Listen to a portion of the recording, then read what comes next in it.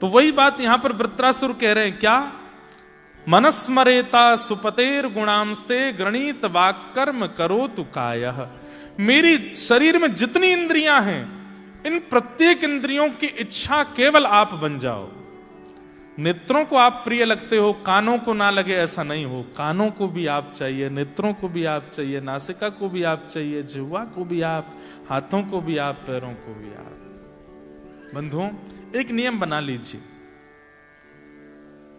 अब ऑस्ट्रेलिया में रहना है, सब देखना है, सब खाना है, सब सहना है, पर यह नियम बना लीजिए कि प्रत्येक इंद्रिय को भगवत वस्तु प्रदान दिन में एक बार तो करनी है। नेत्रों को वैष्णव दर्शन, कानों को वैष्णव कथा, नासिका को श्री ठाकुर जी के चरणार विंदों के इत्र की सुगंधी, पराग की सुगंधी, जिह्वा को ठाकुर जी का अधरामृत प्रसाद, हाथों का ठाकुर जी की सेवा में मार्जन, चरणों का ठाकुर जी की प्रदक्षिणा या कीर्तन में नृत्य। ये दिन में एक बार तो प्रत्येक इंद्रिय को भगवत संबंधी वस्तु देनी है। ये आज ही नियम बना लीजिए, कोई भी इंद्रिय रह ना जाए। कितनी इंद्रियां होती हैं शरीर में? कितनी होती है? नहीं, हम ऑस्ट्रेलिया वाले हो ना, इतना कैसे पता होगा? 10 इंद्रियां होती हैं। कितनी? 5 ज्ञानेंद्रिय और 5 कर्म इंद्रिय। तो ज्ञानेंद्रियां तो केवल इतने में ही हैं जिनसे आपको कुछ पता चलता है। जैसे मेलबर्न सुंदर है, कैसे पता चलता है? पहली ज्ञानेंद्रिय। बेंजो बहुत मीठा बज रहा है, महाराज जी ठीक ठाक गा रहे हैं, कौन बताता है? कान, दूसरी ज्ञानेंद्रिय। सुगंधी बहुत अच्छी है, नासिका, तीसरी ज्ञानेंद्रिय। प्रसाद बहुत मधुर है, चौथी ज्ञानेंद्रिय। मेलबर्न में बहुत ठंड है, त्वचा, 5वीं ज्ञानेंद्रिय। ये 5 ज्ञानेंद्रिय और हाथ, पैर, मुख और 2 गुप्त इंद्रिय, उपस्थ इंद्रिय, ये 10 इंद्रियां हो गए। इन 10 इंद्रियों से भगवत भाव होना चाहिए। अब प्रश्न सबके चित्त में आया होगा कि 2 गुप्त इंद्रिय कैसे भजन करेंगी? जैसे डोंगरे जी महाराज इसका उत्तर दे रहे थे अपनी कथा में कि जिस प्रकार मानव जिस स्थान पर रहता है उसको स्वच्छ रखता है, ऐसे ही ठाकुर जी मेरे चित्त में विराजमान हैं और मैं इस चित्त के इस देह को पवित्र रखूं, क्योंकि ठाकुर जी बैठे हैं। इस भाव से देह से मलमूत्र आदि का परित्याग करना कि ठाकुर जी चित्त में बैठे हैं, इसमें अशुद्धि ना रहे, उसी से गुप्त इंद्रिय से भजन हो जाएगा। सर्वांगीण इंद्रिय हर दिन, अरे कहां तक कहें, शौच जाना भी एक प्रकार से भजन हो जाएगा। आप सुबह उठ करके जलपान करके विचार करते हैं कि मेरे चित्त में राधा रमण जी रहते हैं। तन तो मंदिर है, तन तो मंदिर है, मन है वृंदावन, मन के वृंदावन में बसे हैं श्री राधा रमन। वासना को छोड़ तू भक्ति पथ पे चल, वासना को छोड़ तू भक्ति पथ पे चल। वासना में क्यों पड़े आरती सजल, वासना मरे नहीं। मेरे ऊपर भी बहुत छार आ रहे हैं। वासना मरे नहीं, तन का हो निधन, मन के वृंदावन में बसेंगे श्री राधा रमण। आज से 10 साल पहले जब हमने कथा करनी शुरू की थी, तब ये पद कंपोज किया था, कभी गाया नहीं, 1-2 बार ही गाया होगा, आज गा रहे हैं। बहुत सुंदर भाव है। तो प्रत्येक इंद्रिय को ठाकुर जी को दिन में सुबह उठने से रात्रि सोने तक अर्पित करना है, ये नियम बना लीजिए। कोई भी इंद्रिय रह ना जाए आपकी। वो कैसे करना है? अपने काम में, अपने जॉब में, वो मैनेजमेंट करने का काम आपका है, वो हमारा नहीं है, आप कीजिए। पर हर दिन अपनी प्रत्येक इंद्रियों को भगवत दर्शन, भगवत आस्वादन कराओ। वही बात यहां पर वृत्रासुर ने मांगी है ठाकुर जी से।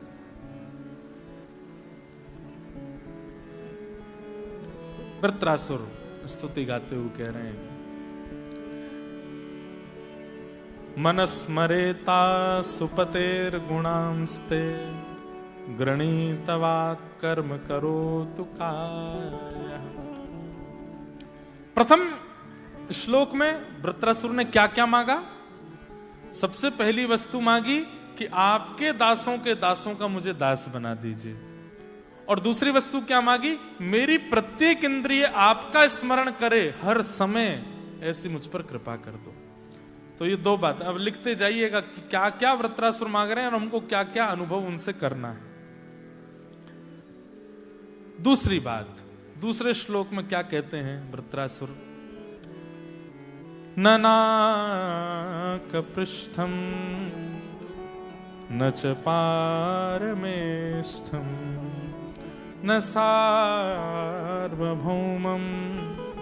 न रसाधिपत्यम न योगसिद्धिरपुनर्भवं वा समञ्जसत्वा विरहैकांक्षे। अब देखो, वृत्रासुर जब स्तुति गा रहा था तो ठाकुर जी बोले, ये इतनी चिकनी चुपड़ी बातें जो तुम कर रहे हो ना हमारे सामने, कि अपने दासों का दास हमको बना दो, मेरी प्रत्येक इंद्रिय से मैं आपका भजन करूं, ऐसा मुझे कर दो, मुझे सब पता है। तुम इन सब चीजों से मुझे बहला करके, मुझे मेरे अंदर अपने प्रति राग प्रकट करके तुम ये कहोगे एक दिन कि नाथ मुझे ब्रह्मा जी की पदवी दे दो, मुझे यमलोक का राजा बना दो, मुझे पृथ्वी का स्वामी बना दो। तुमको जरूर ये सब चाहिए, तभी तुम मेरे सामने इतनी अच्छी अच्छी बातें कर रहे हो। अति भक्ति चोरे लक्षण, बंगाली में कहते हैं, कोई व्यक्ति आपके सामने जबरदस्ती, आपने चाय बनाई, पानी इतना ज्यादा डाल दिया कि बिल्कुल बेस्वाद हो गई, लेकिन एक व्यक्ति आपके संग, उसको कुछ काम नहीं है, केवल आपकी हाजी हाजी करता रहता है। आपने चाय दी, कैसी, अरे महाराज आपसे बढ़िया तो कोई नहीं बना सकता, तो क्या जवाब, सब बंद हो जाने चाहिए स्टोर, आपकी चाय चलनी चाहिए दुनिया में, क्या बनाते हो आप। कई लोग ऐसे होते हैं, वो आपकी जबरदस्ती बड़ाई करते हैं। तुलसीदास जी कहते हैं ऐसों से दूर रहना, और ये आपको कभी बढ़ने नहीं देंगे आगे। इसलिए कहते हैं निंदक नियरे राखिए, ज्यादा प्रशंसा करने वालों से दूरी रहा कीजिए। और एक शास्त्रीय बात है, प्रशंसा सुनने से पुण्य घटते हैं और अपने प्रति अपवाद सुनने से पाप घटते हैं। कोई व्यक्ति आपकी प्रशंसा कर रहा है तो इसका मतलब आपके जितने पुण्य हैं उनके बदले ही तो प्रशंसा कर रहा है। पुण्य से क्या प्राप्त होता है? यश, कीर्ति, मान, प्रतिष्ठा, यश, वैभव, ये सब पुण्यों से प्राप्त होता है। तो कोई व्यक्ति अगर आपकी चार बात अच्छी बोल रहा है तो ये मतलब आपके पिछले कम से कम 15-20 गंगा स्नान का सारा पुण्य खत्म हो गया उसकी प्रशंसा करते ही, क्योंकि पुण्यों से वही तो मिलता है। लेकिन कोई व्यक्ति अगर आपका अपमान कर रहा है, आपके बारे में दुर्वचन बोल रहा है, आपकी थोड़ी निंदा कर रहा है चार जगह जाकर, अरे ये तो ऐसा ही है, ये तो वैसा ही है, और कोई आके आपको बता दे आपकी निंदा हो रही थी, प्रसन्न हो जाए, बढ़िया है। ऑस्ट्रेलिया में गंगा स्नान हो गया हमारा, ऑस्ट्रेलिया बैठे बैठे ही हमारे पाप नष्ट हो रहे हैं, हमको कुछ करना ही नहीं पड़ा, साधन यहीं बैठ करके हमको समाधान मिल रहा है। ज्यादा अपनी प्रशंसा सुनने की इच्छा मत रखिए और ज्यादा प्रशंसा करने वाले से थोड़ा दूर रहिए। लेकिन एक मुझे लीला याद आई है। गुरु के प्रति शिष्य को ऐसा होना चाहिए, क्या गुरु जी कहें हां तो हां, गुरु जी कहें ना तो ना, वहां पर यह संबंध चल जाएगा। पर संसार में ये नहीं निभाना चाहिए कि जबरदस्ती किसी के। अच्छा, दूसरी बात ये भी तो है कि संसार में आप हां जी क्यों कर रहे हो? क्योंकि आप उससे कुछ चाहते हो, गुरु से आप कुछ नहीं चाहते, वहां आपको करना ही चाहिए। तो वृंदावन में एक महापुरुष थे, उनके एक सेवक रहते थे। तो वो सेवक गुरु जी की बात के ऊपर अपनी बुद्धि लगाते ही नहीं थे, गुरु जी जो कह दें वही है। तो किसी ने गुरु जी से कहा कि गुरु जी जमुना जी में बहुत बाढ़ आ गई है। तो गुरु जी ने अपने चेला से कहा, चेला राम, तुम सुबह गए थे, जमुना जी में बाढ़ आ गई है क्या? बोले हाँ बहुत बाढ़ आ गई है, सारे दुकानें बह गई, घर बह गए, लोग बाग सब बह के चले गए, जमुना जी पूरी अथाह हो गई है, राधा रमन जी तक जल आ गया, राधा वल्लभ जी तक पहुंच गया, बिहारी जी की दहली आने छूने वाली आदि आदि। तो गुरु जी बोले इतनी बाढ़ आ गई, इतना जल भर गया, हमने तो इतना जल तो नहीं सुना कि बिहारी जी तक पहुंच जाए। इतने में बाहर से कोई व्यक्ति आया। तो गुरु जी बोले क्यों भाई, जमुना जी में बहुत बाढ़ आ गई है? बोले नहीं, वहां तो धूल उड़ रही है वहां तो गुरु जी ने चेला को बोला, ए तुम कह रहे थे कि जमुना जी में बाढ़, ये तो कह रहे हैं कि वहां धूल उड़ रही है। बोले झूठ बोल रहे हैं, धूल उड़ रही है, जमुना जी में बाढ़ आई है। और चलो चल के देखा तो वहां थी नहीं बाढ़, धूल उड़ रही थी। तो गुरु जी बोले तूने ऐसा क्यों बोला? बोले गुरु जी हम अपनी बुद्धि नहीं लगाते, आपने कहा जमुना जी में बाढ़ आ गई है, आप मुझसे पूछ रहे हैं, मैं इतना योग्य नहीं कि आपके प्रश्नों का मैं उत्तर दूं। आपने कहा जमुना जी में बाढ़ आ गई, मैंने मान लिया आ गई है। बोले तेरे इतना बड़ा के बोला कि राधा वल्लभ जी तक पहुंच गया, राधा रमन जी तक पहुंच गया। बोले गुरु जी यही तो शिष्यत्व है कि गुरु की बात के आगे अपनी बुद्धि नहीं लगानी चाहिए। गुरु जी बोले बेटा तुझे भगवान जरूर मिलेंगे, तू चिंता नहीं कर, इतना विश्वास तेरा अटूट है मेरे ऊपर कि मैं तुझसे कुछ पूछ रहा हूं तो उसमें भी हामी भर देता है। ऐसी बुद्धि गुरु के प्रति तो रख सकते हैं, लेकिन जिससे संसार की कोई कामना है उसके प्रति नहीं।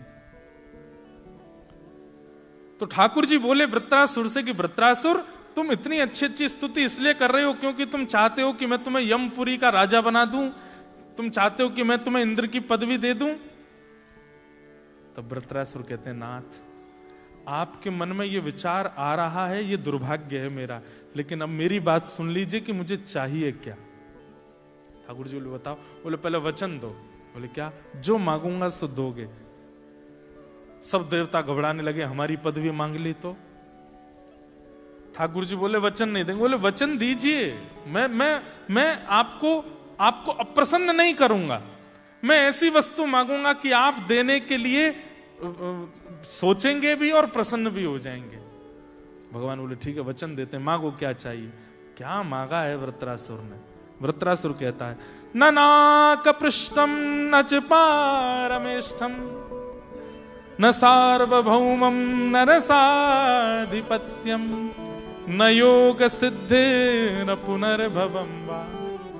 ना तो मुझे ब्रह्मा की पदवी चाहिए, ना मुझे इंद्र का सिंहासन चाहिए, ना मुझे पृथ्वी का राजा बनना है, ना मुझे यमलोक का राजा बनना है, ना मुझे रसातल का राजा बनना है, ना मुझे योग चाहिए, ना मुझे सिद्धि चाहिए, ना निधि चाहिए, कुछ नहीं चाहिए। ठाकुर जी बोले तो चाहिए क्या? सब लोग इधर देखो, ध्यान से सुनो, क्या कहता है? समंजसत्वा विरहय कांक्ष। हे नाथ ऐसी कृपा कर दो कि मैं आपकी याद में रोने लगूं, तड़पने लगूं, व्याकुल हो जाऊं। आप मुझे जो दिख रहे हो ये दिखने बंद हो जाओ, आप कहीं चले जाओ और मुझे तड़पता हुआ छोड़ जाओ। मैं इतना व्याकुल हो जाऊं कि मेरे प्राण निकलने को हो जाएं और मैं चीख चीख करके आपको बुलाऊं, लेकिन नाथ आप आना नहीं, मुझे तड़पने देना, मुझे व्याकुलता चाहिए। हे नाथ मुझे विरह दे दीजिए, मुझे व्याकुलता दे दीजिए। भगवान बोले क्या मांग रहे हो? मैं तुम्हारे सामने खड़ा हूं, ये व्याकुलता विरह तुम्हें क्यों चाहिए? वृत्रासुर कहता है कि प्रियतम सामने होता है तो केवल दो नेत्रों को दिखाई देता है, लेकिन जब सामने नहीं होता ना तो मन, बुद्धि, चित्त, रोम हर किसी को दिखाई देता है, हर अंग को अनुभव होता है, हर रोम को अनुभव होता है। नाथ मुझे आपको देखना नहीं है, मैं आपके विरह में व्याकुल हो जाऊं, तड़पने लग जाऊं। नाथ ऐसी कृपा कर दो। बंधुओं हर व्यक्ति संयोग मांगता है, लेकिन एकमात्र वृत्रासुर है श्रीमद् भागवत में जिसने ठाकुर जी से वियोग मांगा।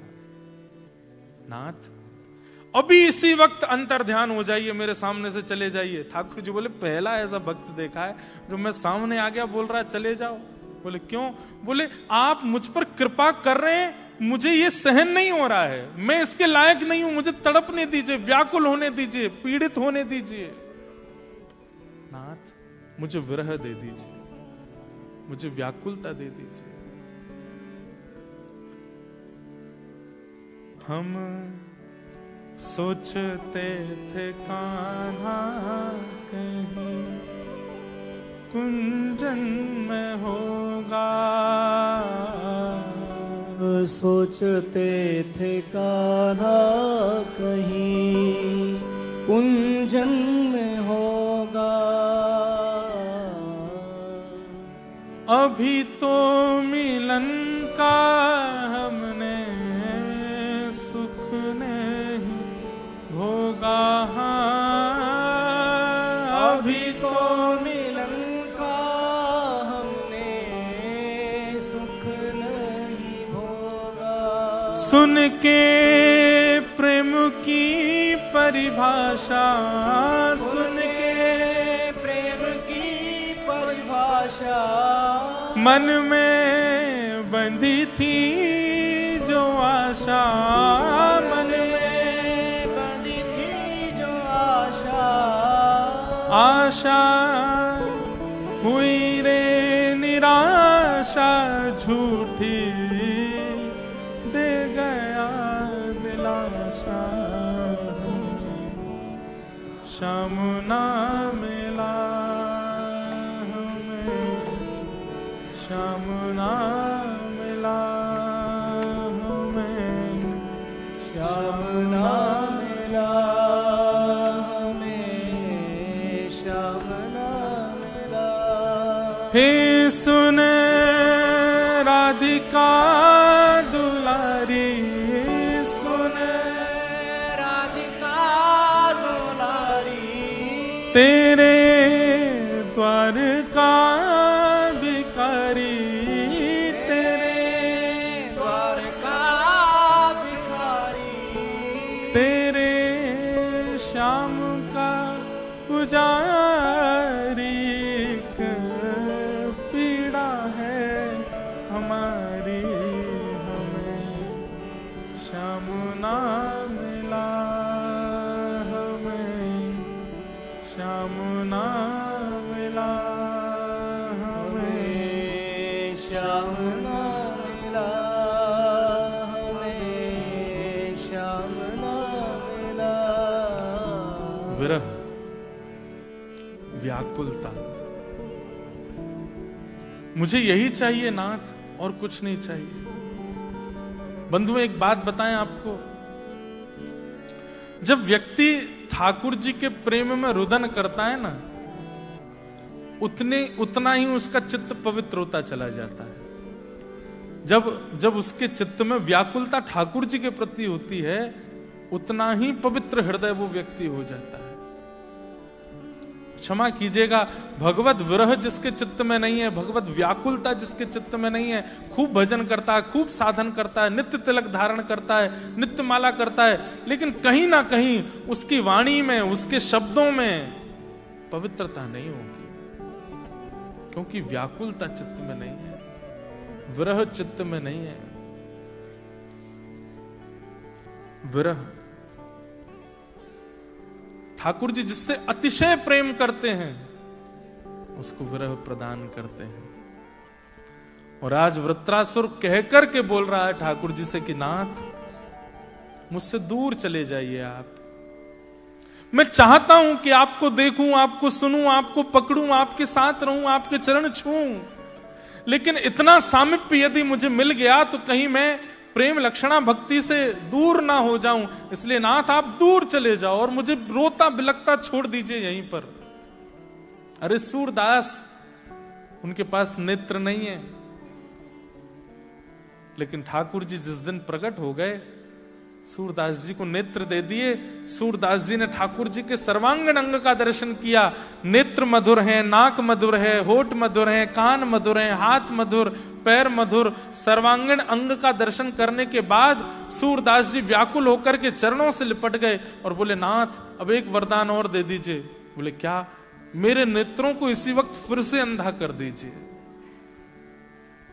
नाथ, मैं इतना सामिप्य सह नहीं पाऊंगा आपका, इतना संयोग मत दीजिए मुझको, मुझे फिर से विरह में छोड़ दीजिए, फिर से व्याकुल कर दीजिए, मैं रोता रहूं बस आपकी याद में।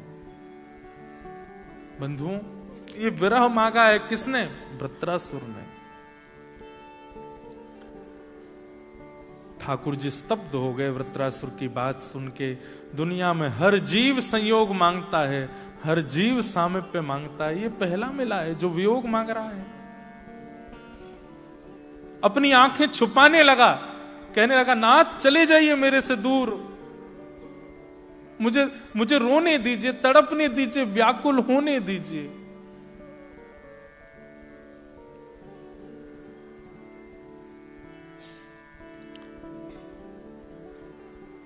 और केवल यही बात रुकी नहीं वृत्रासुर की। ठाकुर जी से कहता, आप जा रहे हैं? ठाकुर जी बोले, तू पीछे पड़ रहा है कि चले जाओ दूर, तुझे व्याकुलता चाहिए। हाँ चले जाइए, लेकिन जाते जाते सुन के जाइए कि मुझे व्याकुलता कैसी चाहिए, मुझे विरह भी कैसा चाहिए। सामान्य विरह मत दीजिएगा मुझको, मुझे विरह कैसा चाहिए वो भी सुनते जाइए। ठाकुर जी बोले, बोलो। वृत्रासुर कहता है कि अजात पक्ष इव मातरम खग स्तन्यम यथा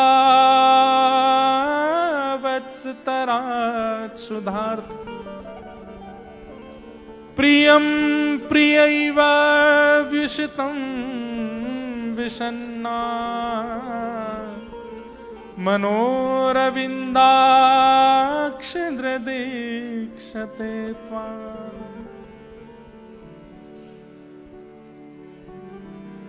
वृत्रासुर कह रहा है, नाथ चले जाइए, दूर चले जाइए मुझसे, मेरे नेत्र बहुत तड़प रहे हैं आपको देखने के लिए, पर आप दिख रहे हो, इनको दिखिए मत, तड़पने दीजिए, आप चले जाओ मुझसे दूर। और जाते जाते सुनते जाइए मुझे विरह कैसा चाहिए।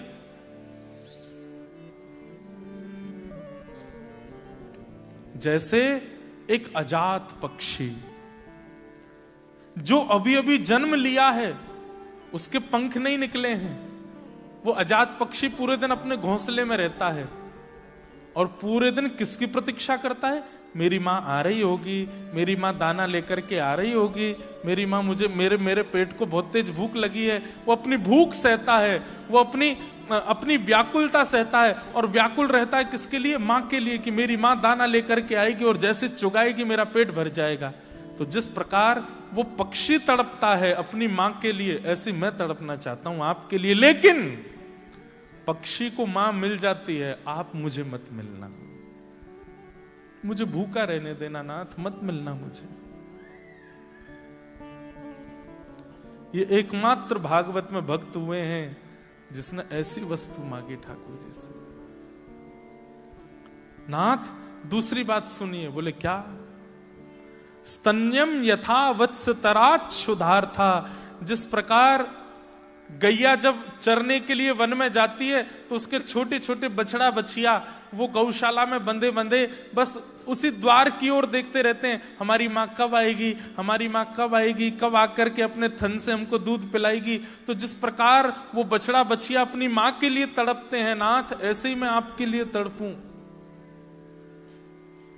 पर शाम होते ही गाय तो वापस आ जाती है, बछड़ा बछिया को दूध पिला देती है, आप मुझे मत पिलाना, मुझे तड़पने देना। और अंतिम बात कहते हैं, प्रियम प्रियैव व्युषितं विषन्ना मनोरविंदाक्षद्र दीक्षते त्वाम्। जिस प्रकार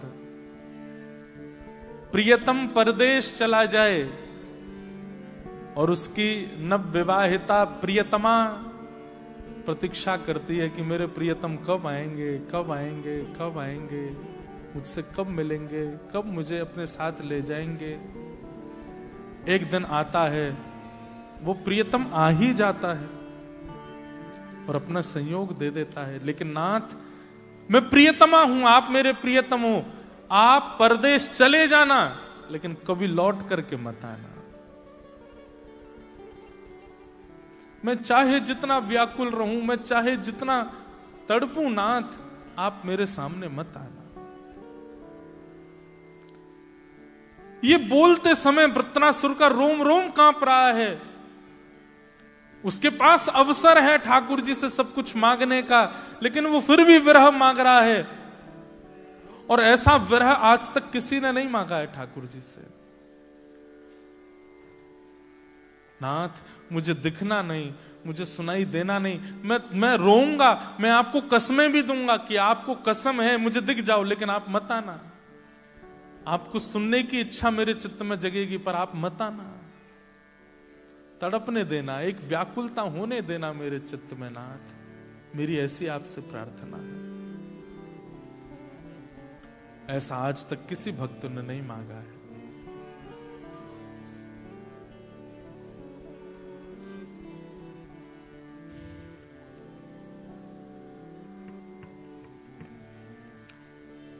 मीराबाई गाती हैं,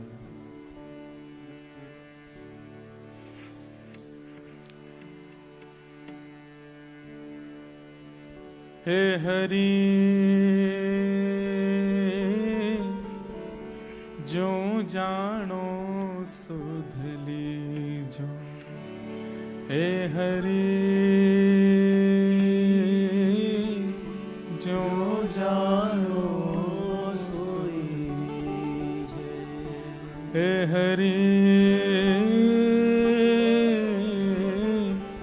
जो जानो सुध लीजो, हे हरि जो जाने सोई रीझे। बहुत अंतिम पद है मीराबाई का। इस पद के बाद मीराबाई ठाकुर जी में विलीन हो गई थी। जब पूरा जीवन व्यतीत हो गया, ठाकुर जी नहीं मिले मीराबाई को, तो अंत में मीराबाई द्वारिका चली गई थी। और हमने मीरा चरित्र में सुनाया है, मीराबाई को वापस ले जाने के लिए सब मेड़ता के लोग आ गए थे। और उस समय मीराबाई असमंजस में पड़ जाती हैं, ठाकुर जी से कहती हैं, हे हरि जो जानो सुध लीजो, हे हरि जो जानो सोई लीजो। मीरा के प्रभु गिरधर नागर, मीरा के प्रभु गिरधर नागर, मीरा के प्रभु गिरधर नागर, मीरा के प्रभु गिरधर नागर, मिल बिछुरन मत दीजो, मिल बिछुरन मत दीजो, हे हरि जो जानो सुध लीजो, हे हरि जो जानो सोई रीझे। ये अंतिम शब्द है मीराबाई का, मीरा के प्रभु गिरधर नागर, मिल बिछुरन मत दीजो। मीराबाई कहती है मैंने आज तक सब सहा, आपने जो जो मेरे साथ किया। जबरदस्ती घर के लोगों ने मेरा विवाह कराया, मैंने विवाह सहा। विवाह होने के कुछ दिन बाद ही मेरे पति की मृत्यु हो गई, मैंने वो भी सहा। पति के चले जाने के बाद अपने ससुराल के पक्ष की खूब पीड़ा सहन करी। ससुराल छोड़ करके मायके आ गई, मायके से वृंदावन आ गई, सब जगह ताने सहे, ना जाने लोगों ने क्या क्या कहा, सब सहा नाथ। विरह की चरम स्थिति को पार हो गई हूं मैंने कभी जिद नहीं की कि आप मुझे मिलो। मुझे तो यही लगता था कि इतना विरह मेरे अंदर इसलिए है ताकि इससे मैं और पवित्र हो जाऊं, पर नाथ अब अति हो गई है। विरह अतीत को पार कर चुका है, अब आंसू सूख गए मेरे नेत्रों के, अब आपकी याद में आंसू नहीं आते हैं। अब कृपा करो मिल बिछुड़न मत दीजो। ये शब्द जैसे ही कहा, देखते ही देखते शंख चक्र गदा पद्मधारी श्री ठाकुर जी सहरा पहन करके आए, दुल्हा बन करके आए। क्योंकि मीराबाई सदैव ठाकुर जी को दुल्हा रूप में ही देखती थी। दुल्हा रूप में ठाकुर जी आए और मीराबाई को अपने में विराजमान करके, आलिंगन करके, अपने श्री अंग में विराजमान करके श्री ठाकुर जी द्वारिकाधीश में विराजमान, द्वारिकापुरी में विराजमान हो गए। पुजारी दौड़े, कहते हैं कि पुजारियों को दिख रहा था कि मीराबाई विलीन हो रही है ठाकुर जी में। पुजारियों ने दौड़ करके मीराबाई की साड़ी का एक छोड़ पकड़ भी लिया था। आज तक कहते हैं कि बेट द्वारिका के द्वारिकाधीश के हृदय में वो छोड़ आज तक थोड़ा सा निकला हुआ है। मीराबाई ठाकुर जी में विलीन हो गए। बंधुओं, अंत में यही कहेंगे कि जब से भगवत प्राप्ति संभव है तब से भगवत प्राप्ति संभव है, नियम से भगवत प्राप्ति संभव है, पर विरह से भगवत प्राप्ति निश्चित है, निश्चित है। पर कोई विरह सहे तो, किसी के चित्त में वो विरह आए तो। इसलिए हमने ये बात कही कि आप ऑस्ट्रेलिया वासी सौभाग्यशाली हैं। सौभाग्य इसलिए है क्योंकि आप धाम से दूर हो, आपको सहज विरह हो सकता है। और यही विरह की कामना यहां वृत्रासुर कर रहे हैं ठाकुर जी से। एक वत्स की तरह विरह हो, एक पक्षी की तरह विरह हो, और एक प्रियतमा की तरह विरह हो ठाकुर जी का। समंजसत्वा विरहय कांक्षे। किसको विरह नहीं हुआ? एक भक्त का नाम आप नहीं बता सकते जो भगवान का परम भक्त हो और उसके जीवन में कोई विरह ना आया हो, उसके चित्त में कोई विरह भावना ना दी हो। मैं कहता हूं कथा में कि आप हर साल वृंदावन जाते थे, लेकिन ऐसी कोई परिस्थिति आ गई कि 3-4 साल से लगातार वृंदावन नहीं जा पा रहे हो, तो आपके चित्त में ये भावना आने लगती है हमसे कोई अपराध हो गया, हमसे कोई दुर्भाव हो गया, ठाकुर जी हमको वृंदावन क्यों नहीं बुला रहे हैं। वास्तविकता यह है ठाकुर जी कुछ समय के लिए अभाव देकर के विरह दे रहे हैं। अब हमारी स्थिति देखो, जन्मे वृंदावन में, पले वृंदावन में, बड़े हुए वृंदावन में, नित्य वृंदावन का यश गाते रहते हैं, दुनिया में कथा करते हैं, पर महीनों महीनों वृंदावन नहीं जा पाते, महीनों महीनों तक ठाकुर जी का दर्शन नहीं कर पाते। कभी कभी मन में भाव आता है कि ठाकुर जी आपने कथा के लिए चुना तो, लेकिन वृंदावन से इतनी दूरी क्यों बनवा दी। लेकिन तब वृत्रासुर की बात पढ़ करके स्थिति लगती है कि लाला विरह होएगो तभी मेरो प्रेम गा पाएगो, विरह नहीं होगो, संयोग रहेगो तो प्रेम कैसे गाएगो। अति सामीप्य में दोष होने लग जाता है। इसलिए वृत्रासुर ने विरह की कामना की। कि अजात पक्ष मातरम खग स्तन्यम यथा वत्सतरा क्षुधार्था प्रियम प्रियैव व्युषितं विषन्ना मनोरविन्दाक्षद्रदीक्षते त्वाम्। विरह। प्रभु श्री राम ने राम कथा में एक ऐसा व्यक्ति है, एक ऐसा पात्र है जिसका नाम सब जानते हैं लेकिन जिसकी चरित्र को कोई नहीं जानता। राम जी को सब जानते हैं, भरत जी को सब जानते हैं, लक्ष्मण जी के भी भाव सब जानते हैं, पर शत्रुघ्न जी उनके भाव को सब नहीं पहचानते। हमारे दक्षिण भारत के एक महापुरुष हुए, उन्होंने वाल्मीकि रामायण पर टीका लिखी। टीका का मतलब क्या होता है? एक विषय पर अपने विचार, और वो विचार संभवतः सत्य ही होते हैं। वो लीला घटी होगी पर कोई वर्णन नहीं कर पाया। बहुत ध्यान से सुनिएगा। तो दक्षिण भारत के एक महापुरुष ने उस पर टीका लिखी और टीका में यह वर्णन किया कि राम जी की भक्ति कैसी है? सामान्य। भरत जी की भक्ति कैसी है? विशेष। लक्ष्मण जी की भक्ति कैसी है? बोले विशेषतर। और शत्रुघ्न जी की भक्ति कैसी है? बोले विशेषतम। यहां पर उन्होंने अपनी टीका में ऐसी बात लिखी जिसको पढ़कर के सब विद्वानों के कान खड़े हो गए। बोले भाई, ऐसे कैरेक्टर का उजागर किया है रामचरितमानस के जिसको किसी ने देखा ही नहीं। शत्रुघ्न जी महाराज, आपने भी बस नाम ही सुना है, उनके बारे में ज्यादा देखा नहीं होगा। ना रामलीलाओं में दिखाया जाता, ना रामायण में दिखाया जाता, ना किसी चरित्र में इतना वर्णन किया जाता। पर देखो उनके साथ क्या हुआ। राम जी जब वन जाने के लिए तैयार हुए तो लक्ष्मण जी को सबसे पहले राम जी ने जाकर के कहा कि हम वन जा रहे हैं और हमारे पीछे से, अब देखो भरत और शत्रुघ्न ये दोनों नानी के घर गए हैं। सब लोग ध्यान से सुनना, ये तो नानी के घर गए हैं।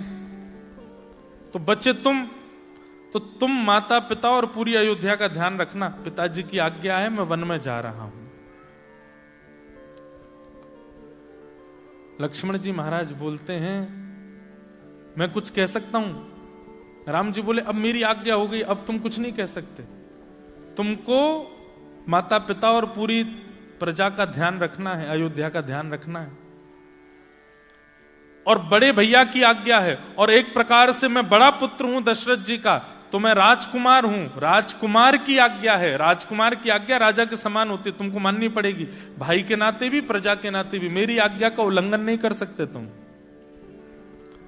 तो लक्ष्मण जी बहुत अच्छी बात कहते हैं। लक्ष्मण जी कहते हैं, भैया एक बात बताओ। बोले बताओ। बोले आज्ञा का पालन देह का धर्म है कि आत्मा का धर्म है? बहुत ध्यान से सुनना। आज्ञा का पालन, कि राम जी कुछ बोल नहीं पाए।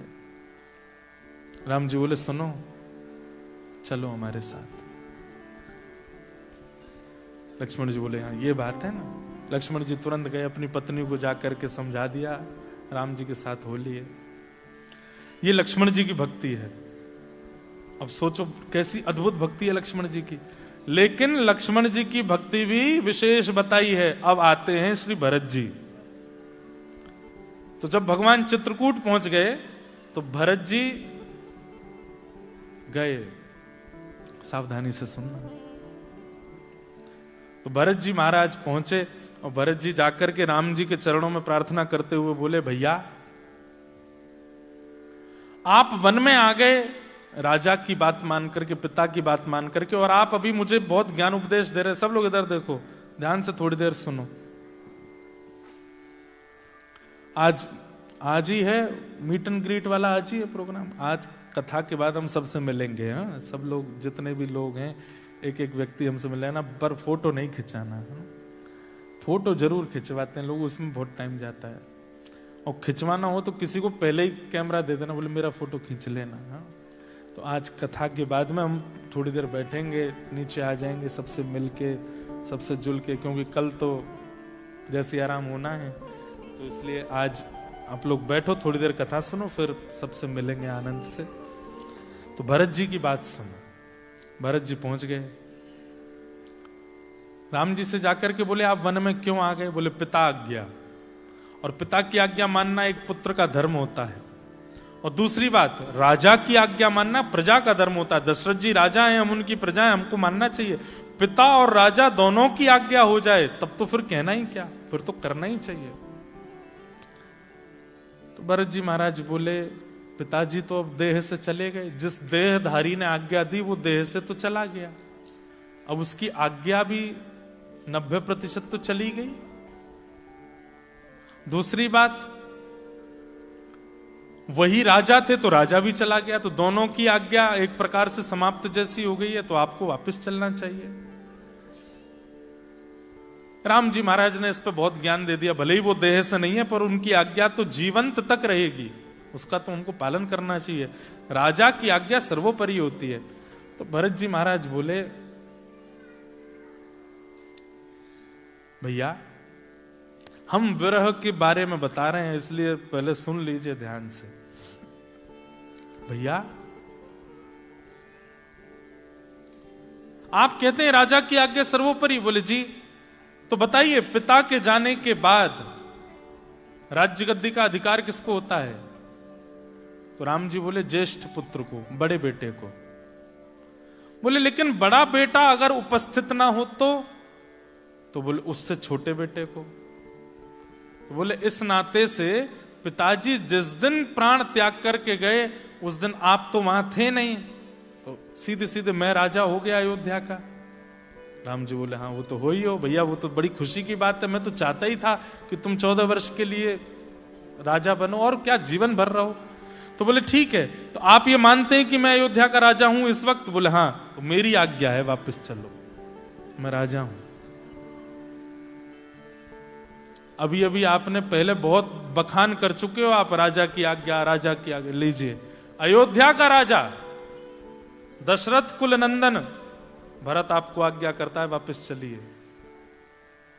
राम जी घबरा गए, अब क्या बोले, पहले ही आज्ञा पर इतना प्रवचन कर चुके थे, अब तो कुछ बोल नहीं सकते। वशिष्ठ जी ताली बजाने लगे, वाह वाह वाह वाह वाह, देखो ये भरत चेला है अपना, क्या बात कही है। गुरु जी ने भी मोहर लगाई, राम जी बात तो सही कह रहे हैं भरत जी। और केवल वशिष्ठ जी नहीं, वहां जितने लोग थे सब भरत जी के पक्ष में आ गए। कहां तक कहें जो साथ निकले थे लक्ष्मण और सीता जी, वो भी भरत जी सही कह रहे हैं। अब हो गया वनवास जितने दिन का था, ठीक है, पिताजी की आज्ञा तो मानी ली, पूर्णता तो करी दी, अब चलो वापस। लेकिन तुरंत राम जी के नेत्र बंद हुए, राम जी को सबरी की याद आ गई। बोले वो कब से प्रतीक्षा कर रही है, मैं वापस चला जाऊंगा भरत तो सुखी हो जाएगा, अयोध्या के लोग तो सुखी हो जाएंगे, पर सबरी उसको सुख कैसे मिलेगा? फिर स्मृति आई जटायु की, उसका मुझे संस्कार करना है, वो कैसे संभव होगा?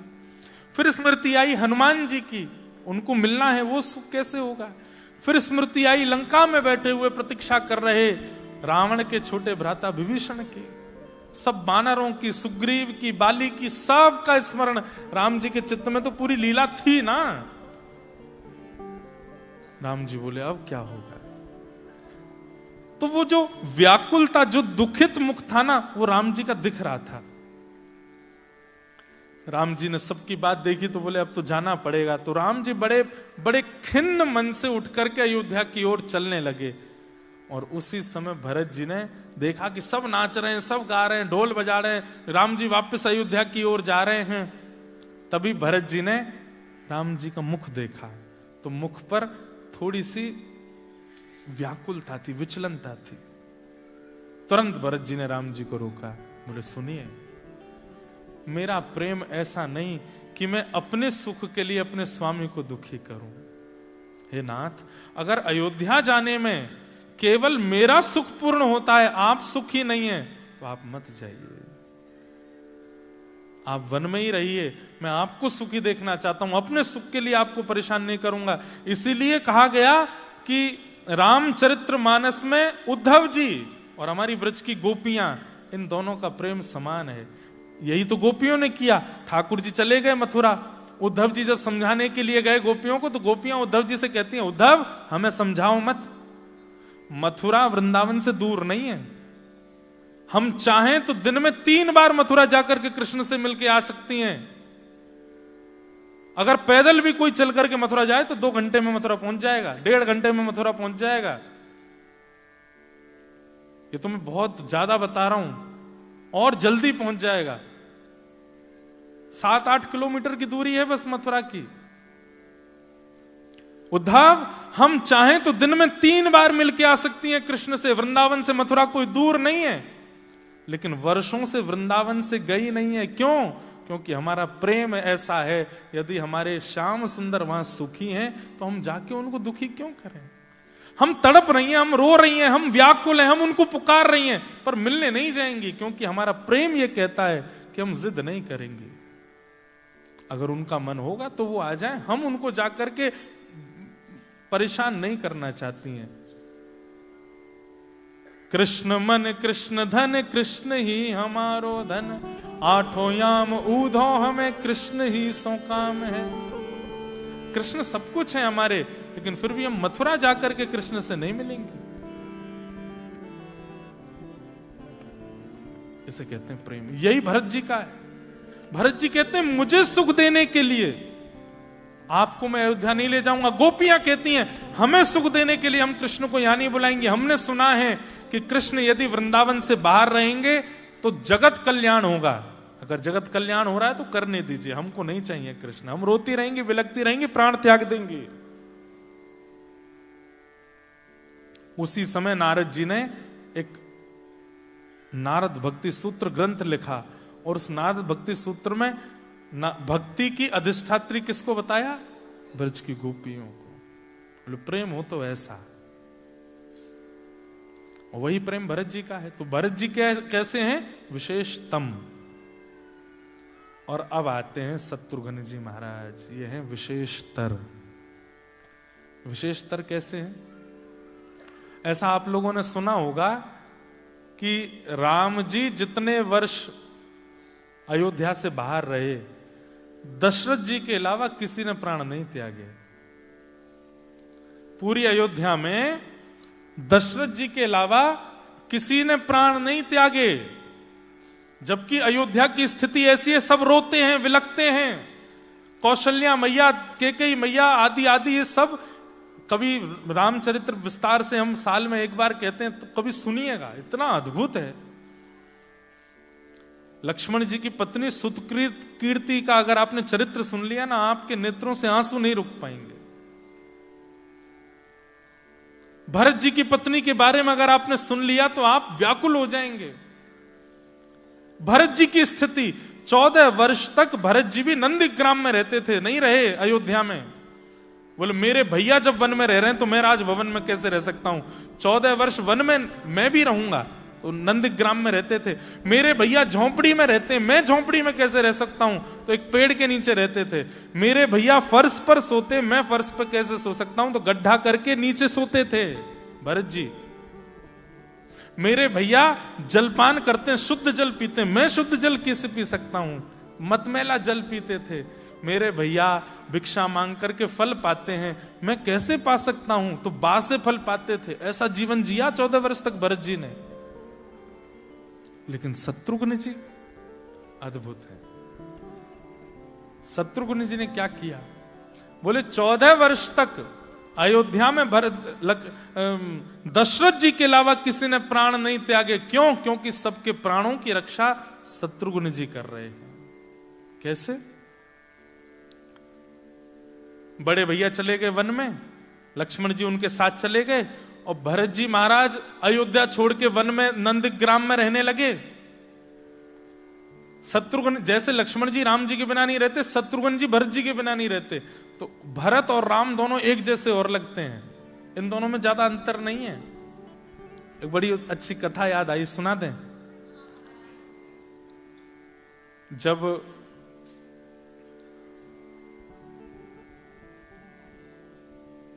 गुरुदेव आए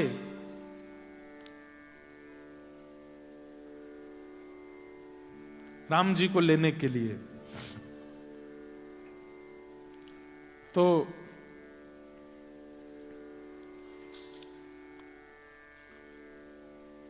दशरथ जी महाराज से कहा कि हमारे यज्ञ में बहुत विघ्न होता है, आप कृपा करके अपने पुत्र राम को हमारे साथ भेज दो ताकि हमारे यज्ञ की रक्षा हो सके।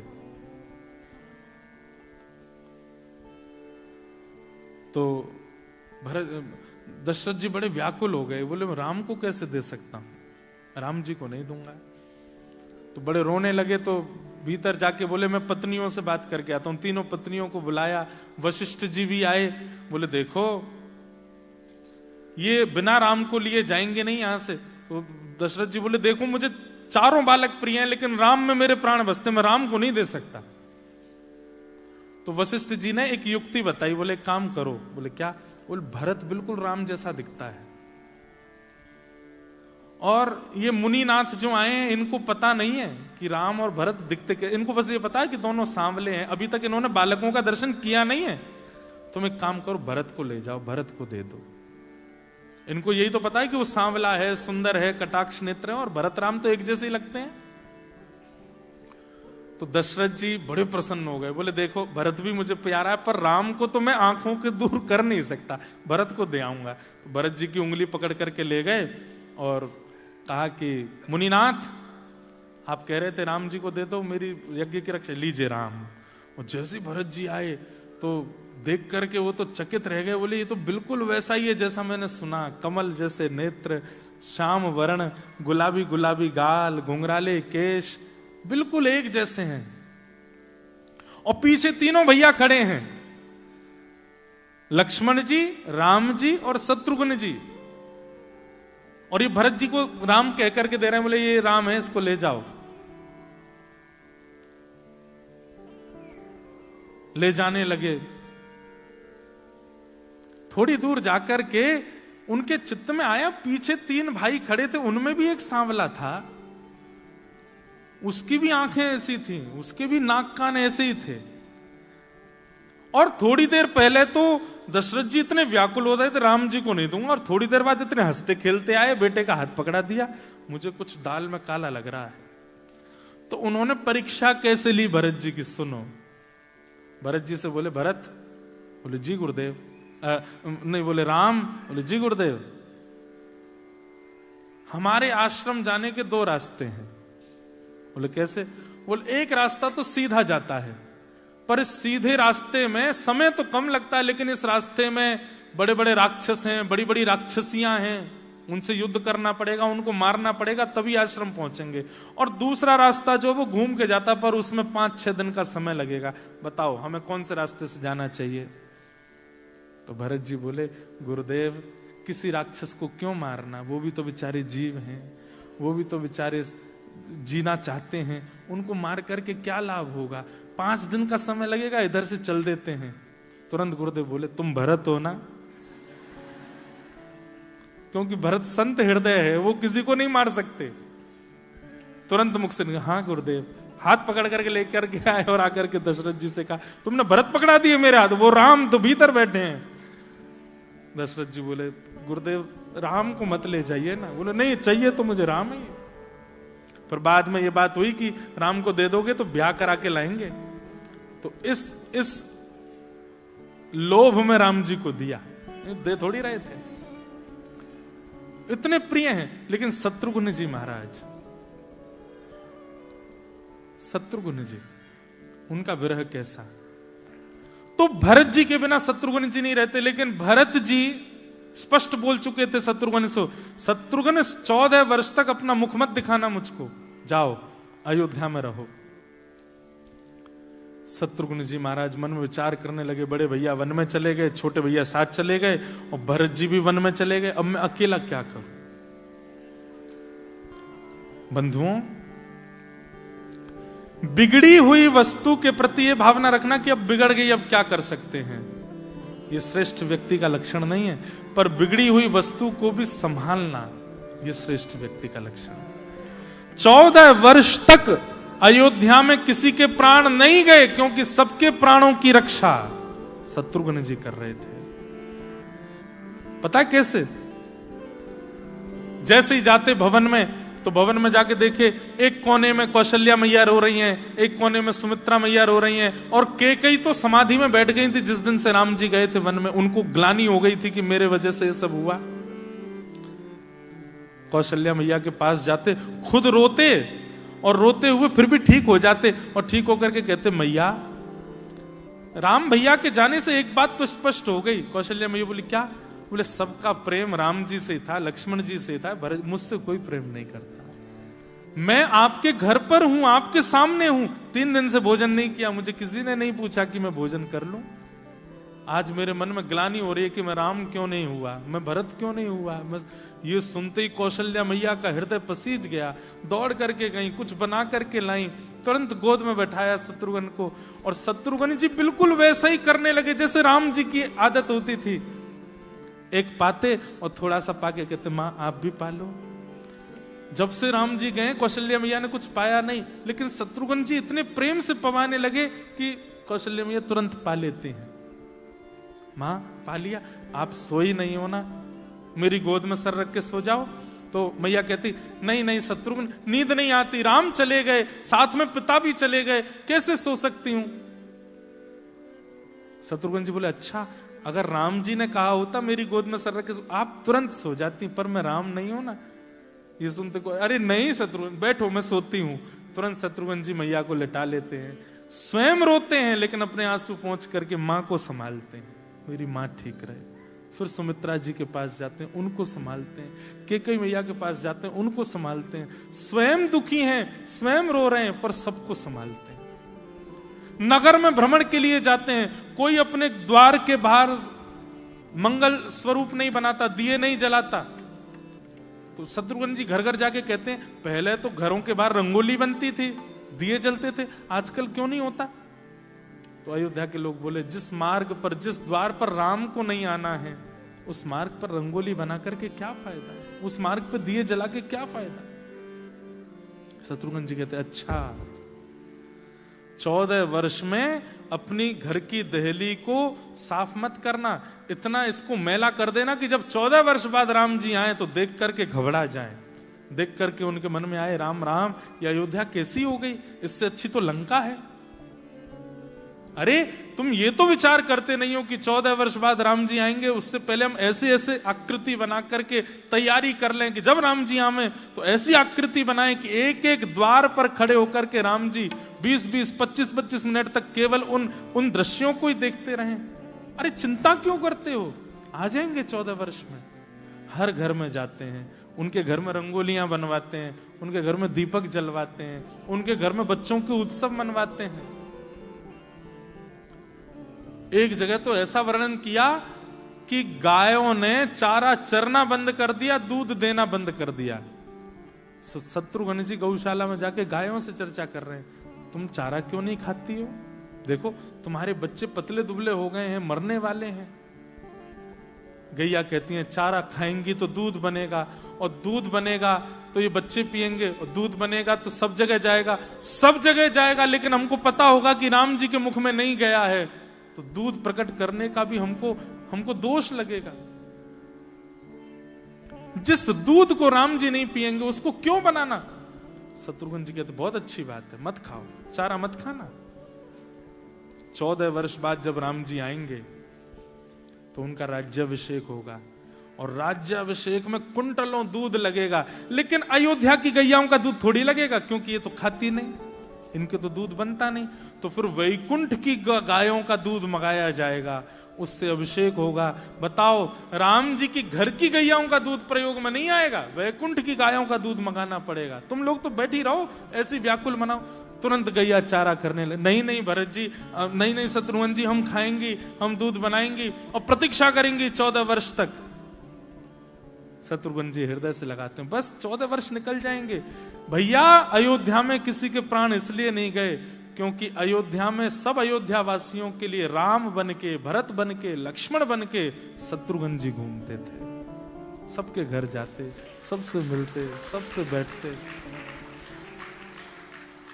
14 वर्ष बाद जब राम जी का पुष्पक विमान आया, तो अभी तक पुष्पक विमान में एक ही बात चल रही थी, क्या? लंका का द्वार कितना सुंदर था, कुछ भी हो थी तो वो राक्षस की, पर द्वार कितना सुंदर था। कोई कह रहा तेने अंदर का सरोवर नहीं देखा था, सरोवर कितना अच्छा था। अरे यार रावण के भवन का शिखर कितना सुंदर था। ये सब बातें सुनकर के राम जी के बिल्कुल अच्छा नहीं लग रहा था। बोले भले ही प्रशंसा कर रहे हैं पर रावण की लंका की तो कर रहे हैं। इतने में अयोध्या समीप आया। दूर से राम जी ने जैसे देखा अपनी नगरी को, अपनी मातृभूमि चाहे कैसी भी अच्छी लगती है ना। दूर से जैसे ही राम जी ने कहा, राम जी बोले हनुमान, लक्ष्मण, ये सामने ये कौन सी नगरी है? हनुमान जी बोले अरे देखने से तो पता चलता है ये सरजू जी जा रही हैं और आकृति ये तो अपनी अयोध्या है। कहते हैं बोले लंका की सुंदरता भूल गए अयोध्या को देख के। 14 वर्ष में ऐसी चमचमा रही थी, ऐसी सुगंधी प्रकट हो रही थी, ऐसे खिलखिलाते लोग दिख रहे थे, सबके मुखमंडल पर लालिमा दिखाई दे रही थी। गाय हिष्ट पुष्ट हो गई हैं। राम जी के प्रकट होते ही गायों के थन से अपने आप दुग्ध की धार बहने लगी। सरजू जी का जल दुग्ध युक्त हो गया था। मार्ग ऐसा था, सड़कें ऐसी थी, लोगों के भवन ऐसे थे कि देख करके राम जी के हृदय रूपी हिलोरें उठने लगी, नाचने लगे, मंत्रमुग्ध हो गए राम जी। अंत में जाकर के पूछा किसने किया अयोध्या का ये जीर्णोद्धार, ये पालन किसने किया? तब दूर खड़े थे श्री शत्रुघ्न जी महाराज। शत्रुघ्न जी को राम जी ने बुलाया, बोले कि मैं तुमसे बहुत प्रसन्न हूं, बहुत प्रसन्न हूं, तुमने कैसी अयोध्या करके दी है मुझे। शत्रुघ्न जी कहते हैं आप प्रसन्न है, अच्छा है, अब मुझे एक वस्तु दे दीजिए। बोले क्या? बोले 14 वर्षों में एक अश्रु बिंद नहीं निकाला मैंने। ज्वार भाटा की तरह आते थे, लेकिन मेरे अश्रु देख करके सब टूट जाएंगे, इसलिए मैं रोया नहीं हूं नाथ। कृपा करके एकांत में चल के मुझे हृदय से लगा के कम से कम 14 मिनट तक रोने दीजिए, मैं हर एक वर्ष की पूर्ति करना चाहता हूं। और राम जी ने जैसे हृदय से लगाया, इतना रोए शत्रुघ्न जी। उस समय पता चला कि ये 14 वर्षों तक हंसते खिलखिलाते शत्रुघ्न जी में इतना विरह था, लेकिन इनके विरह से सब व्याकुल हो जाएंगे, इसलिए अपने विरह को रोक करके बैठे थे। और आज राम जी से हृदय लग करके इतने रोए कि राम जी के केश से लेकर के नख की धोती तक सब गीली हो गई। इतना रोए शत्रुघ्न जी महाराज। तब आचार्यों ने कहा, बोले शत्रुघ्न जी की भक्ति कैसी? बोले विशेषतर विरह को व्यक्त करना एक बात, विरह के कारण व्याकुल करना दूसरी बात, पर विरह होते हुए भी पता ना चलने देना ये विशेष बात है। ये शत्रुघ्न जी ने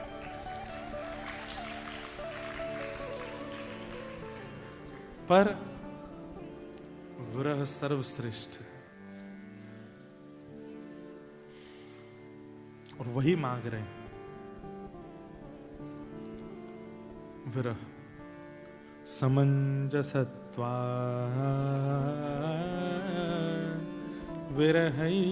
विरहैकांक्षे। जिसने विरह नहीं सहा है अपने भक्ति में, कहीं ना कहीं ये मान लीजिए कि ठाकुर जी ने उसको, जैसे घर में बनी तो बहुत सारी सब्जियां थी, पर अपने प्रिय के लिए बचा के रखी, तो जो पहले आ गए उनको केवल दाल ही दे दी, रोटी दे दी, यही खा लो। और जब प्रिय आया तो उसको छोले भी दिए हैं, उसको मटर पनीर भी दिए है, उसको पराठे भी दिए हैं, उसको छाछ भी दिए, उसको पापड़ भी दिए हैं, उसको गुलाब जामुन भी दिया। तो पहले खड़े जो लोग तो हमको तो दाल में ही निपटा दिया, इसको सब कुछ दिया, क्यों? खत्म ना हो जाए, कहीं सब और लोग ना पाले, मेरे प्रिय को प्राप्त हो, इसलिए ठाकुर जी सब प्रस्तुत करते हैं। ठीक वैसे ही आपको ठाकुर जी ने भक्ति दे दी, ज्ञान दे दिया, वैराग्य दे दिया, सब कुछ दे दिया, लेकिन विरह नहीं दिया, तो यही समझना जैसे कोई प्रियतमा अपने प्रियतम के लिए कुछ बचा के रखती है, ऐसे ठाकुर जी प्रियतमों के लिए विरह बचा के रखते हैं, आपको नहीं दे रहे। विरह प्रियतमों को देते हैं और वही विरह यहां मांग रहे हैं। आप लोगों के लिए बहुत सहज है ये विरह, मांगा कीजिए। हम ऑस्ट्रेलिया में रहते हैं, इतनी दूर देश में रहते हैं नाथ, कम से कम कुछ नहीं तो रोज एक अश्रु बिंद तो आपकी याद में आना चाहिए। तुम्हारी याद आती है, बताओ क्या करें मोहन।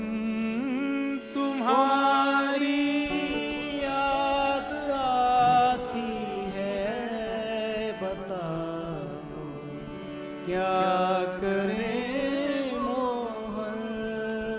तुम्हारी याद आती है, बताओ क्या करें मोहन। तुम्हारी याद आती है, बताओ क्या करें मोहन। सुबह और शाम आती है, रात भर वो रुलाती है। सुबह और शाम आती है, रात भर वो रुलाती है। चैन हमको नहीं आता, चैन हमको नहीं आता, चैन हमको नहीं आता, चैन हमको नहीं आता। बताओ क्या करें मोहन। चैन हमको नहीं आता, बताओ क्या करें मोहन। तुम्हारी याद आती है, बताओ क्या करें मोहन। तुम्हारी याद आती है, बताओ क्या करें मोहन। चलूं जब वो ना चलने दे, रुकूं जब वो न रुकने दे। चलूं जब वो बोला चलने दे, रुको जब वो ना रुकने दे। मिलूं औरों से ना मिलने दे। औरों से ना मिलने दे,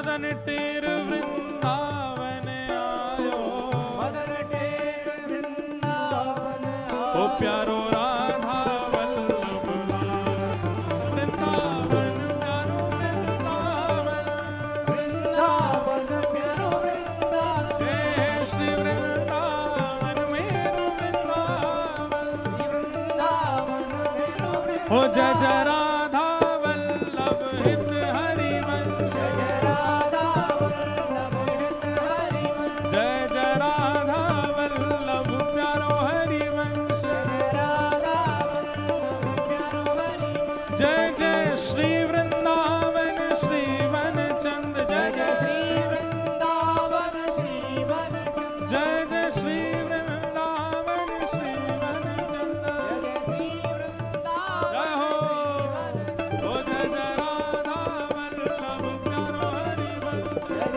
राधा वल्लभ प्यारो हरिवंश, जय जय राधा वल्लभ मेरो हरिवंश, जय राधा वल्लभ मेरो हरिवंश, भुवन चतुर्दश की सुंदरता निधिवन करत विहार, भुवन चतुर्दश की सुंदरता निधिवन करत विहार, हे श्यामा प्यारी कुंज बिहारी, श्यामा प्यारी कुंज बिहारी, श्यामा प्यारी बांके बिहारी, श्यामा प्यारी बांके बिहारी, और जय जय श्री हरिदास वृंदावन प्यारो वृंदावन, वृंदावन प्यारो वृंदावन, हे श्री वृंदावन मेरो वृंदावन,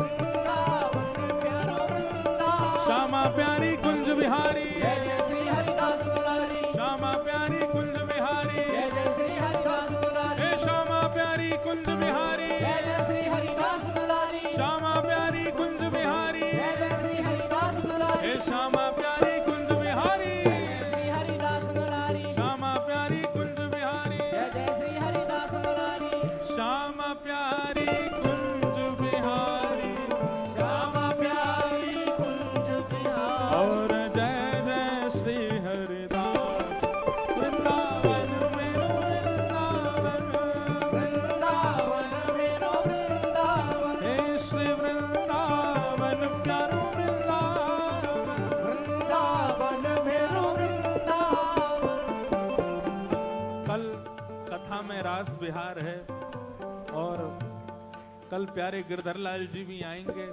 तो आप सब लोग बढ़िया कल ब्रजवासी बन के आना। हमने कल भी कहा था यहाँ की तरह तैयार होके नहीं आना, फैंसी ड्रेस कंपटीशन नहीं है, ब्रजवासी बन के आना, तिलक विलक लगा के बढ़िया चंदन वंदन करके, और अगर हो सके कल सोमवार भी है ना, तो ऑफिस से आप लोग आके अपने कपड़े थोड़े से व्यवस्थित पहनने, भाई लोग धोती वोती पहन के आना, माताएं सब व्यवस्थित होके आए।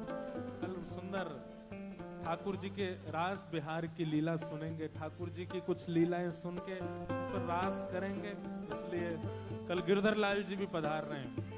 जिनकी कृपा से यह रस प्रकट वृंदावन अभिराम, जिनकी कृपा से रस प्रकट वृंदावन अभिराम, हे जिनकी कृपा से यह रस प्रकट वृंदावन अभिराम, जिनकी कृपा से रस प्रकट वृंदावन अभिराम, हे सप्त निधिन को ही उजियारो, सप्तनिधन को ही उजियारो, यह आनंद करवावे वारो, आनंद करवावे वारो, भक्ति पथ पे चलावे वारो, भक्ति पथ पे चलावे वारो, और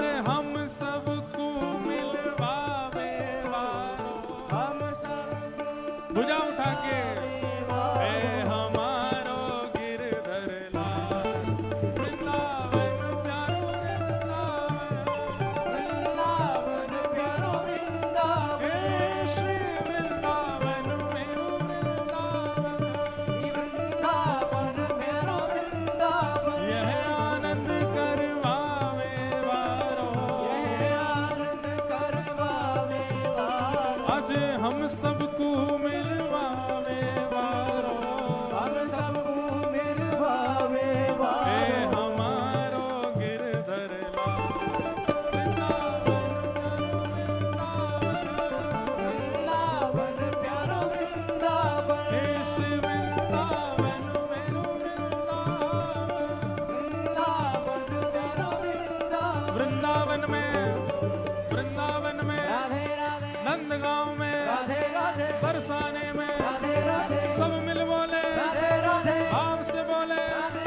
यमुना जी में, गोवर्धन में, गोकुल जी में,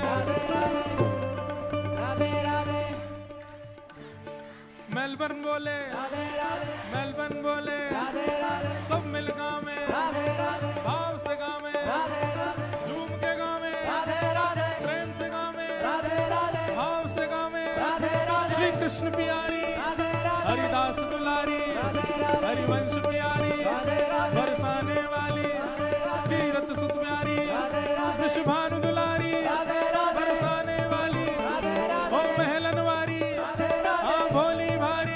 जय राधे राधे, श्री राधे राधे, जय जय राधे राधे, श्री राधे राधे, जय राधे राधे, श्री राधे राधे, जय राधे राधे राधे, श्री राधे राधे, जय राधे राधे। सब प्रेम से गाओ,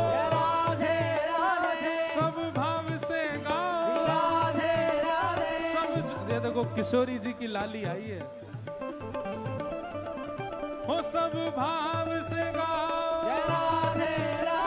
सब प्रेम से गाओ, जय राधे राधे, जय जय रमण बिहारी, राधा वल्लभ प्यारी, जय कुंज बिहारी, हरिदास दुलारी, हरिवंश प्यारी, वृंदावन वारी, श्री कृष्ण प्यारी, जय जय श्री राम, जय जय श्री राम, जय जय श्री राम। बोल वृंदावन बिहारी लाल की, श्री राधा रमण लाल की, श्री राधा वल्लभ लाल की, प्यारे गिरधर लाल की, पूछरी के लौटा की, प्यारे। क्या बात है वंशी वारेश, बोल वृषभानु के जमाई की। भैया आप लोगों ने हमारा हृदय जीत लिया। ये मेलबर्न की कथा तो पक्की है अगले साल। बाकी के शहरों का टेस्ट होगा, वहां देखते हैं क्या होता, पर मेलबर्न तो हम जरूर आने वाले हैं। यहाँ के आप सब लोग तो देह से रह रहे हो, बाकी